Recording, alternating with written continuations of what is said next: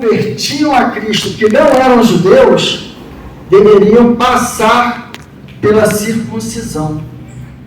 E esse ponto aqui é compreensível até certo ponto, porque foi uma luta travada na igreja primitiva, que ela essencialmente no seu início ela era composta por quem? Por cristãos que se converteram do judaísmo. Então, para eles estava sendo um choque esse convite à liberdade cristã. E o entendimento inicial era de que eles, que eram ali o tido povo escolhido, deveriam cumprir a lei de Moisés e ainda ser objeto da graça de Cristo, mas mal entendida. E Paulo estava consertando esse erro ali quando nos trouxe esse texto, para poder o quê? Não permitir que algo mais fosse acrescido na obra que foi única e necessária para a salvação de todo aquele que crê, quer judeu, quer grego. E essa questão é motivo até de glória, né, para muitos, principalmente os homens. Imaginem, para ser convertido, tem que passar pelo processo da circuncisão, depois de adulto. Ali nós temos a passagem que retrata quando a filha de Jacó, ela foi objeto de abuso sexual, em que toda aquela nação foi devastada por um ato de vingança dos filhos de Jacó, porque elas tinham acabado de passar, toda a população masculina, pelo processo ali dessa circuncisão que deixou todos os homens presentes naquela localidade ali em convalescença. Então é um motivo de muita glória, né, para nós homens não ser necessário passar por esse processo, porque todo o sacrifício foi feito lá na cruz do Calvário, e é isso aqui que Paulo combate junto aos judaizantes. O livro de Gálatas, ele foi escrito para isso, para refutar esses judaizantes e levar os crentes a viverem o evangelho puro e original. As boas novas, elas são igualmente para todos os povos, gentios, judeus. A salvação é pela graça de Deus, pela fé em Cristo e nada mais. Assim, em resposta aos ataques desses falsos irmãos, é que Paulo escreve defendendo também o seu apostolado e a autoridade do Evangelho. Os Gálatas, que foram o objeto da carta que Paulo escreveu ali para eles, eles estavam começando a trocar a fé pelo legalismo. A luta entre o Evangelho e o legalismo ainda hoje permanece. E iremos ver isso aqui nesta manhã. Assim, debruçados, meus amados, sobre essa formidável epístola, nós refletiremos sobre a unidade do Evangelho e suas implicações em nossos dias e nossas vidas. Eu quero colocar os slides para a gente. Façamos a leitura bíblica que se encontra no livro de Gálatas 2, dos versículos de 1 a 10. Peço a gentileza para que os amados irmãos permaneçam com a Bíblia, com as suas Bíblias abertas, para que a gente possa estar visitando ela, meditando nela, estudando versículo por versículo, amém? De onde emana a autoridade de uma igreja, que é o Evangelho. É nós submetermos ao Evangelho. Isso impede a divisão dentro de uma igreja. Quando começamos a não nos submetermos ao Evangelho, que está nas Escrituras, de Gênesis a Apocalipse, por mais que se levantem alguns pastores dizendo que a Bíblia precisa ser atualizada. Por mais que, dentro de várias igrejas, a gente tem conhecimento de que não, aqui tem que ter os hinos cantados apenas no cantor cristão. Começam a ter acréscimos, senão não tem a manifestação do poder de Deus. Não, aqui nessa igreja aqui, nós temos bastante liturgia, que não, nada pode fugir, senão não tem manifestação do poder de Deus. O Evangelho não está sendo pregado e exercido pela sua igreja. Não são esses acréscimos que o homem faz que vai impedir que a igreja seja dividida, e sim nos submetermos ao Evangelho. Este texto que nós acabamos de ler nos ensina isso, em 4 partes, 4 ensinos. A importância da unidade do Evangelho podemos ver inicialmente nos versículos 1 e 2. Também nós podemos ver a defesa do Evangelho, que é o segundo ensino, nos versículos 3 a 5. E o terceiro ensino é a validação do Evangelho, nos versículos 6 a 9. E o quarto ensino, a recomendação do Evangelho, no versículo 10. Assim, o primeiro ensino é sobre a apresentação do Evangelho. Nós temos no texto, 14 anos depois, subi novamente a Jerusalém, dessa vez com Barnabé, levando também Tito comigo. Fui para lá por causa de uma revelação e expus diante deles o Evangelho, que prego entre os gentios, fazendo, porém, em particular, aos que pareciam mais influentes, para não correr ou ter corrida em vão. 14 anos depois, período considerável, que o apóstolo Paulo ele demonstra que ficou sem voltar a Jerusalém depois da sua primeira visita.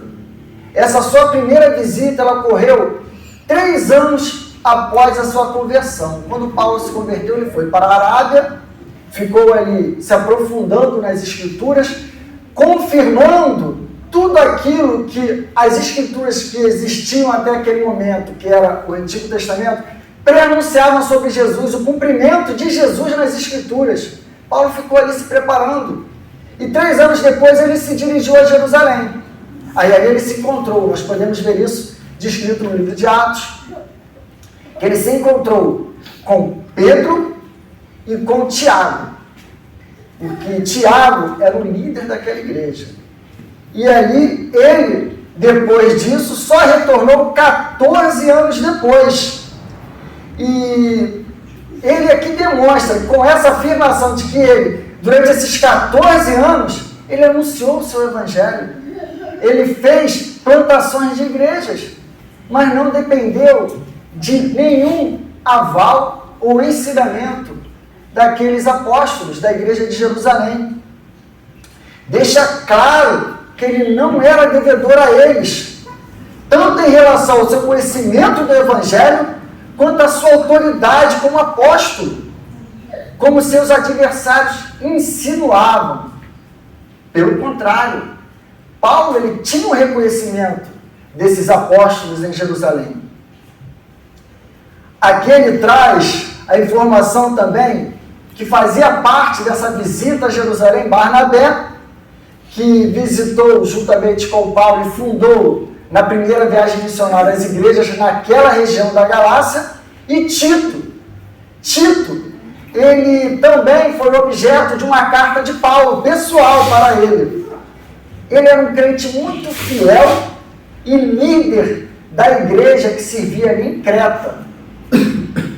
Foram 2 dos amigos mais íntimos de Paulo, que ele levou ali, junto a ele, para conversar com a liderança da igreja em Jerusalém.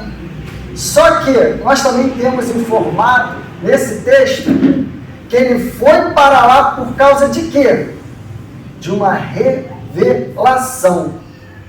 Paulo não foi para lá aprender o Evangelho, pois já o conhecia.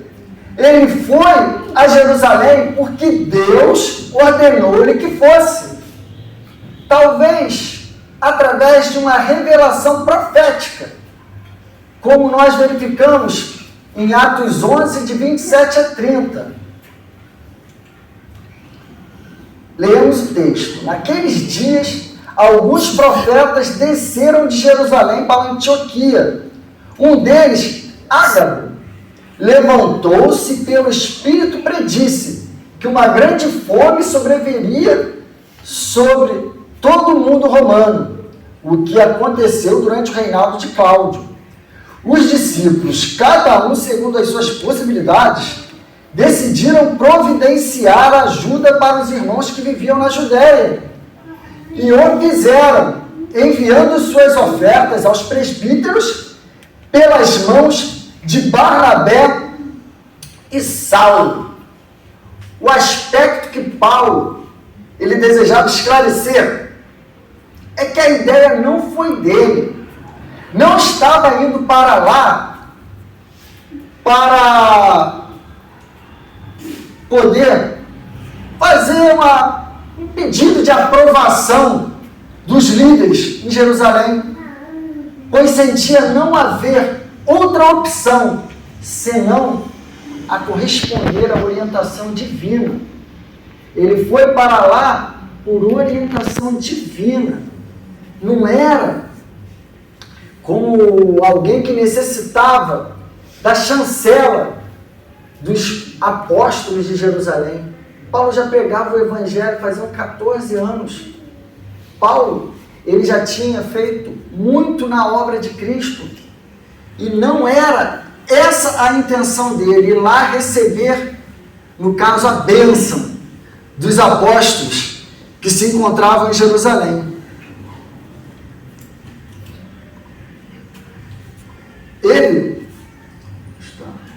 vou voltar aqui para isso, é aqui. Ele expôs diante deles o evangelho que prego. Paulo explicou aos apóstolos de Jerusalém o que estava pregando no mundo dos gentios. E não era para aprender algo novo, mas para manter sua unidade, a unidade do evangelho, como lugar que ainda era considerado o coração da fé cristã. É interessante, meus amados, observar que Paulo, ele não se limitava a relatar a sua obra, de quantas igrejas ele havia fundado, de quantos convertidos ele havia ganho para Cristo. Paulo não estava ali para poder se vangloriar. Pelo contrário, ele estava ali levando o seu evangelho aos apóstolos para que eles ali pudessem conhecer daquilo que Paulo pregava aos gentios. E é interessante que os apóstolos ouviram de bom grado, porque o evangelho, meus queridos, ele também é para crentes antigos. O evangelho não é necessário apenas para que haja conversão dentro da igreja.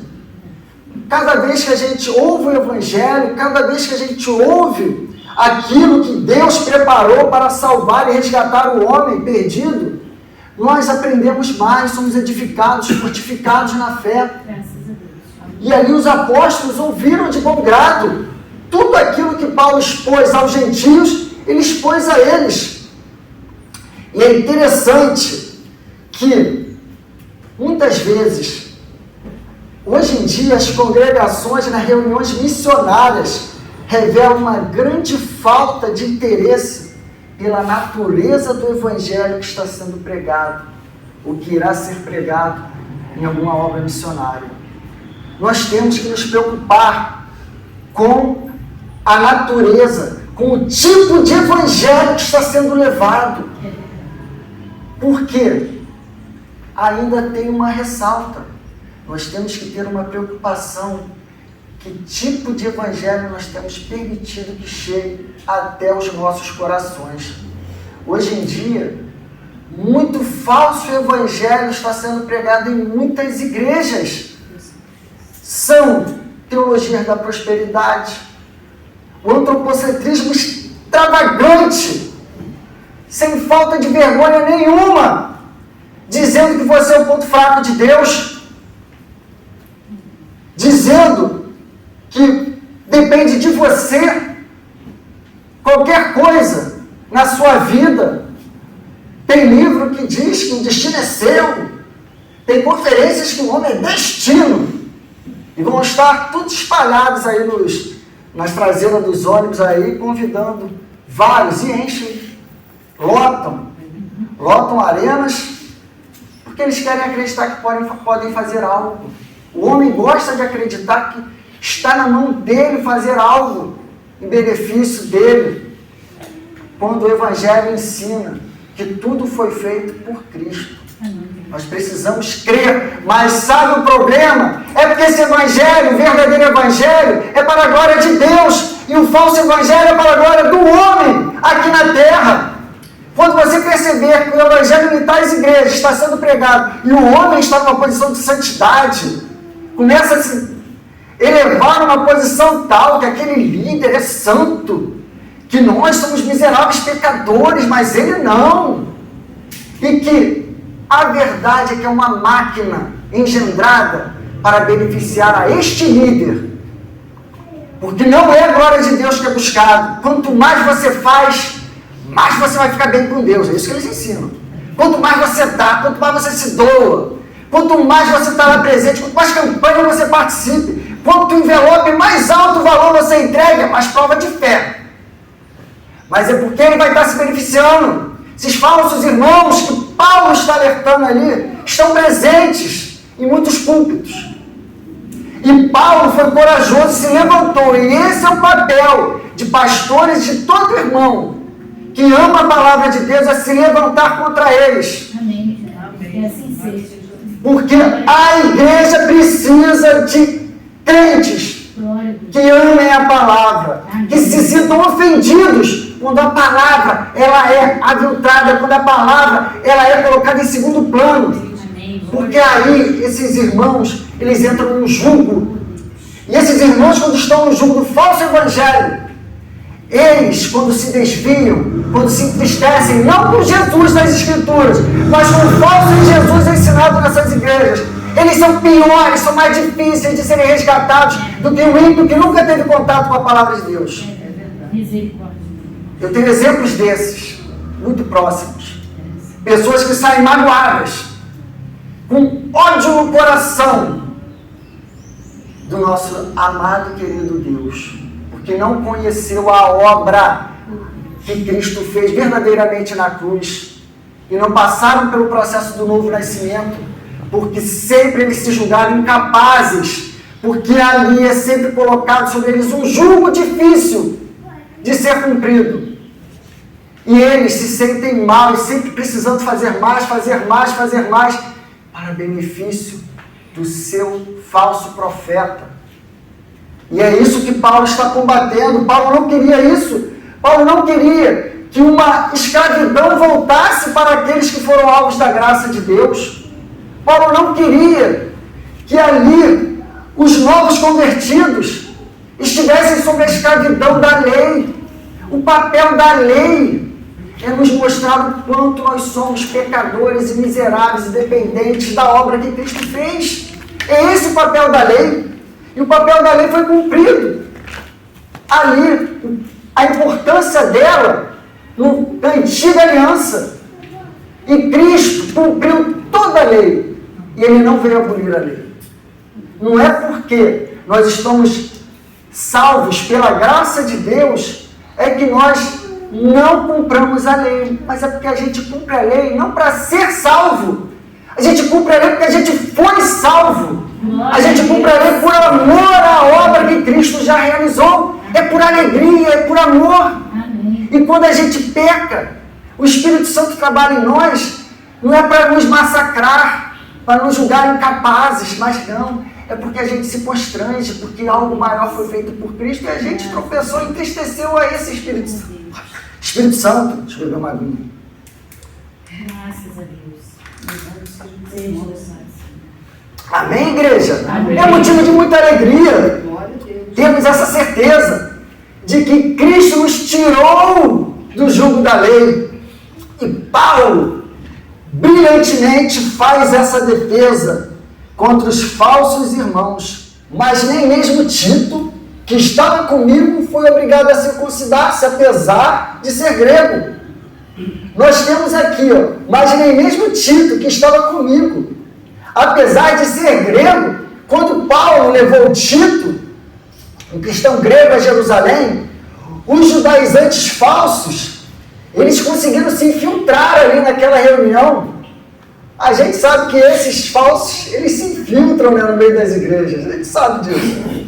Eles se infiltraram ali e com a finalidade de espionar a liberdade que temos em Cristo Jesus e nos reduzir novamente à escravidão.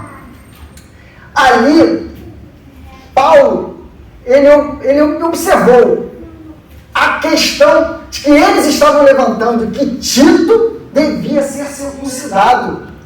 Paulo foi inflexível e recusou-se a concordar com essa exigência. Por outro lado, os apóstolos concordaram que a circuncisão era um rito desnecessário aos gentios convertidos. Muitos anos mais tarde, nós temos até o exemplo de que Paulo permitiu que Timóteo se circuncidasse. Outro cristão grego também, nós temos esse exemplo em Atos 16:3. Mas ao contrário de Tito, no entanto, Timóteo, ele era meio judeu, pois seu pai era judeu. E ali também tinha uma outra questão. Timóteo, ele se circuncidou para principalmente facilitar o trabalho missionário entre os judeus, aproveitando a herança judaica de Timóteo e evitando, por bom senso, obstáculos à pregação. Embora Paulo defendesse a liberdade em relação à circuncisão, ele reconheceu que para alcançar eficazmente os judeus, a circuncisão de Timóteo ela era estratégica. E é importante destacar que Paulo ele não negava aos judeus o direito de fazer a circuncisão. Ele estava simplesmente dizendo que os gentios não deviam ser obrigados a se tornarem judeus antes de serem cristãos. Por quê? Era uma cultura. E a obra missionária, ela, quando vai chegar no país, ela tem que respeitar a cultura.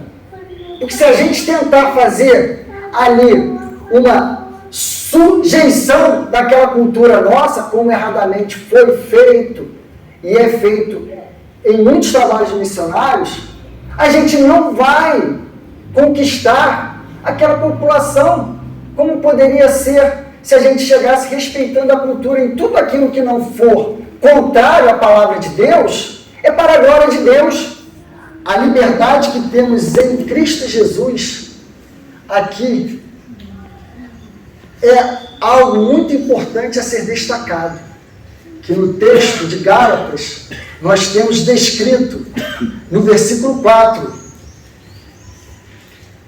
aqui, meus amados, preste atenção, esta questão foi levantada porque alguns falsos irmãos infiltraram-se em nosso meio para espionar a liberdade que temos em Cristo Jesus. E nenhuma frase poderia resultar de modo mais adequado o verdadeiro tema desta epístola. Paulo reconhecera bem demais a escravidão dentro do judaísmo. Realmente, o tremendo senso de liberdade que descobrira em Cristo era o aspecto mais notável de sua conversão. Já no versículo 5, nós temos o termo: não nos submetamos a eles, nem por um instante. Não nos submetemos a eles, nem por um instante, para que a verdade do Evangelho permanecesse com vocês. Normalmente, nós assumimos uma posição contra aqueles que nos podem levar a algum comportamento imoral, não é verdade? Mas aqui Paulo estava se levantando contra aqueles mais morais que poderiam ter ali naquela época. E isso serve como havíamos mencionado anteriormente, um aprendizado para nós. Por mais que tenha na pessoa de que está falando algo contra as Escrituras, há alguma coisa com revista de autoridade, algum elemento que o coloque em destaque, se o que está sendo afrontado é a palavra de Deus, cabe a cada um de nós defendê-la contra quem quer que seja. Nós não podemos nos calar se o falso evangelho está sendo pregado. Atos 20, 28 a 31 nos impõe uma solene obrigação sobre todos os obreiros da igreja, no sentido de defendê-la e opor-se aos que distorcem a revelação original e fundamental da fé, segundo o Novo Testamento. Leiamos agora a referida passagem, que se encontra em Atos 20, 28 e 31. Cuidem de vocês mesmos e de todo o rebanho sobre o qual o Espírito Santo os colocou como bispos, para pastorearem a igreja de Deus, que ele comprou com o seu próprio sangue. Sem que, depois da minha partida, Jesus falando, lobos vorazes, lobos ferozes, penetrarão no meio de vocês e não pouparão o rebanho. E dentre vocês mesmos se levantarão homens que torcerão a verdade, a fim de atrair os discípulos. Por isso, vigiem-se. Lembrem-se de que durante 3 anos jamais cessei de advertir a cada um de vocês disso, noite e dia, com lágrimas. Então aqui é um alerta para que nós sejamos defensores do Evangelho de Cristo, amém? Agora vejamos o terceiro ensino, que é sobre a validação do Evangelho, dos versículos 6 a 9. Quanto aos que pareciam influentes, o que eram, então, não faz diferença para mim. Deus não julga pela aparência. Tais homens influentes não me acrescentaram nada. Aqui nós temos Paulo dando essa importante notícia de que ele não teve nada acrescentado. O Evangelho, ele recebeu de Cristo. Paulo, ele foi ali, e esses que pareciam influentes, a gente vai observar na carta que ele menciona, que é Tiago, Pedro e João. Eles nada o acrescentaram. E que nós temos, no versículo 7, ao contrário, reconheceram que a mim havia sido confiada a pregação do Evangelho aos incircuncisos, assim como a Pedro aos circuncisos. Então aqui, Paulo, ele nos informa que eles reconheceram que não que Pedro iria pregar apenas aos circuncisos e Paulo aos incircuncisos. Tanto é que a gente observa que Paulo, quando chegava em cada localidade, ele primeiro ia aos circuncisos. Ele entrava na sinagoga, apresentava o Evangelho, levava muitas vezes ali uma surra, era escorraçado dos lugares, era apedrejado, ele ficou uma vez quase que como morto, porque ele tinha amor pelos circuncisos.